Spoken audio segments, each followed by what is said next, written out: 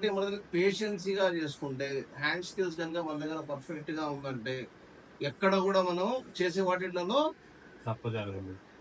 Track ఏం cut అవ్వలేదు, tamper కూడా ఏం అవ్వలేదు కదా. ట్యాంక్ ఏం కట్ అవ్వలేదు, ట్యాంపర్ కూడా ఏం అవ్వలేదు.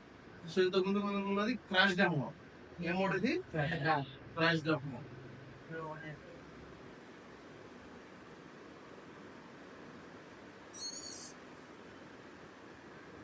సో దీనిలో ఛార్జింగ్ కూడా ఉంది కాబట్టి ఛార్జ్ కూడా అవసరం లేదు, మనం కంప్లీట్ గా మొబైల్ అనేది ఆన్ అవుతుంది. ఇది పర్మనెంట్ సొల్యూషన్.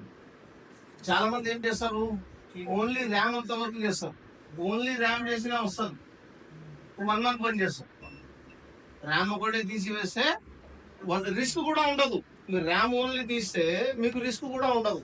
ఏది డెడ్ అయ్యే ఛాన్సెస్ ఏమి ఉండవు, ఓన్లీ ర్యామ్ కాబట్టి.